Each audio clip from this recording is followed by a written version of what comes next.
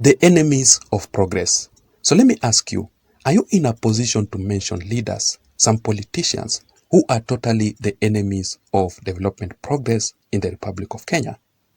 Let me explain to you in details so that you can understand. It is very clear that Raila Odinga, the former head of state Uhuru Muigai Kenyatta, together with Okia Omtata and several others, are playing with fire. That fire is President William Ruto, who in my considered opinion, he is not going to spare them at all. According to the recent emerging reports, which clearly exposed these leaders for trying to sabotage President William Ruto's development agenda using some corrupt judicial officers in the judiciary to derail and also to delay President William Ruto's agenda by sponsoring several court cases. And currently as we speak, ladies and gentlemen, after President William Ruto's recent urgent warning, these leaders are totally shocked. These leaders are completely cornered. They are also shaken. And that is why you can hear them complaining a lot. They are pointing fingers at President William Ruto while trying to defend the Chief Justice, Martha Koome. I will be playing for you a short video clip of Raila Odinga in Mombasa, who was forced to convene a meeting urgently together with some ODM party leaders in that region, just to lie about President William Ruto in a broad daylight, while trying to defend, while trying to shield these corrupt judicials who he has been working with to derail and also to sabotage President William Ruto's agenda. The judicial impunity by corrupt judicial officers, the rot and also the incompetency in the judiciary.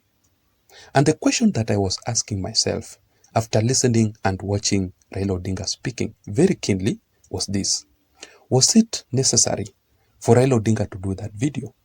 Because in my considered opinion, Raila Odinga was just exposing himself.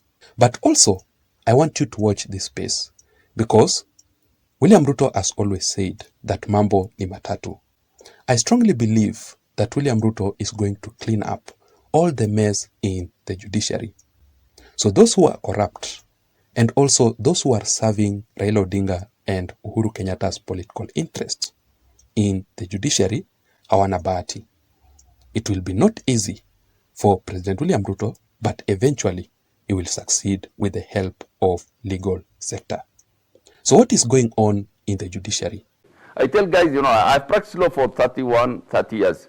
I have never seen the state of corruption in the judiciary now than any of my 31 years. Even during Moi's time, it wasn't this bad. And why? Because the Chief Justice, have you ever seen the Chief Justice talk about corruption? No. Have you ever seen the Chief Justice talk about the number of years it takes for a simple case to be had? No.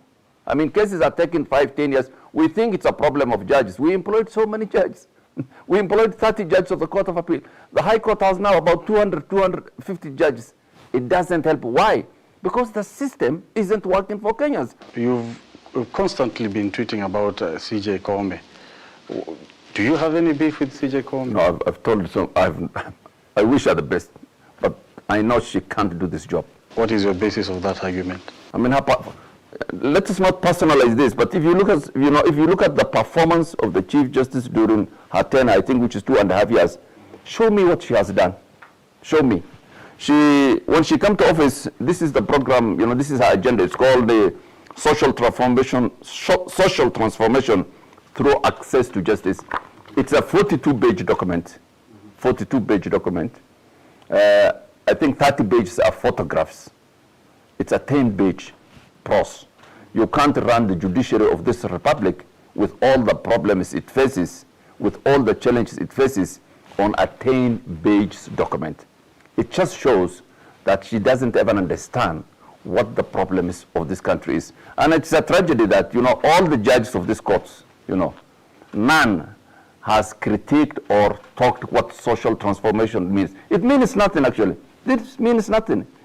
When you read this document, it will not tell you anything about our agenda. So when you want to run the judiciary on a 10-page document, that is a very serious problem you'll have. Do you agree with the lawyer, Ahmed Nasir?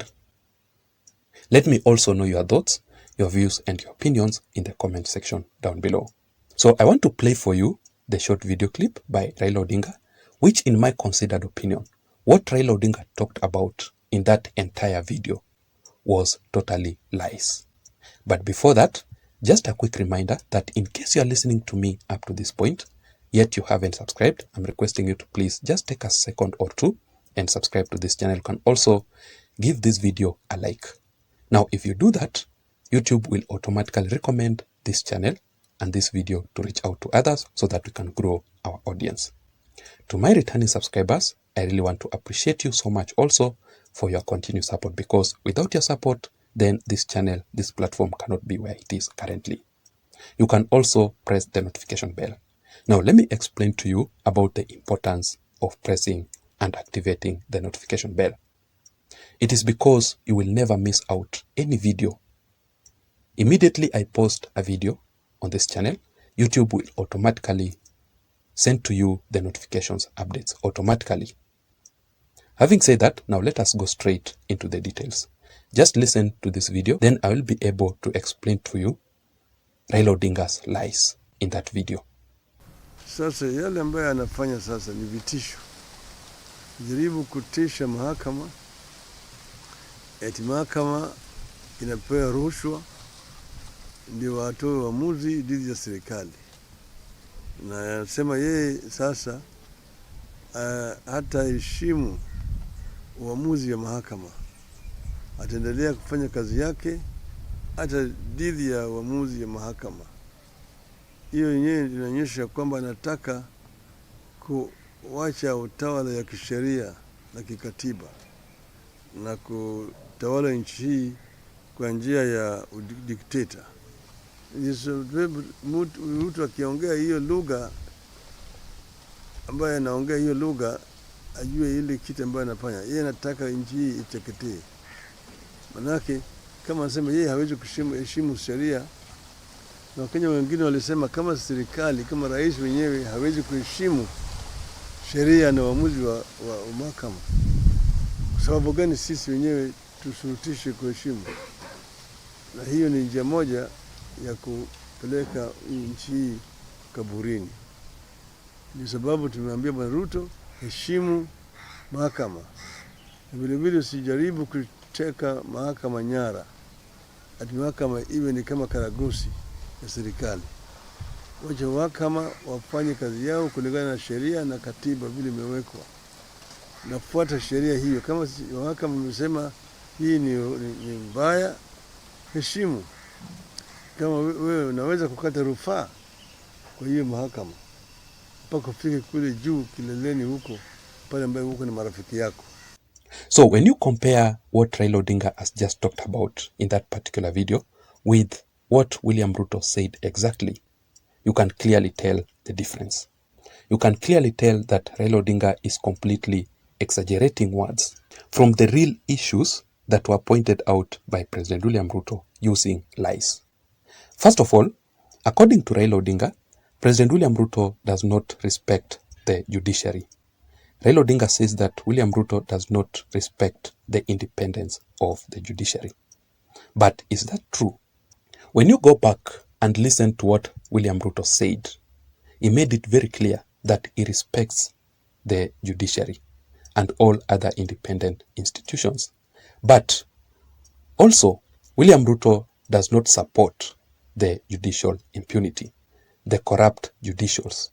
That one, he will not support them, who are there to delay his agenda, to sabotage his agenda, the enemies of progress. He is not going to allow that to happen. So you can clearly tell the difference here. Number two, Raila Odinga says that William Ruto is actually a dictator and he does not follow the rule of law. Is that true? When you compare between William Ruto and Raila Odinga, who do you think does not follow the rule of law? Does Raila Odinga follow the rule of law? Does Raila Odinga respect the final decision of the rule of law? I want you to judge by your own self. When Raila Odinga was calling for the demonstrations, the street process, the violence, anarchy? Was he following the rule of law? That is a question for you to answer and also to respond.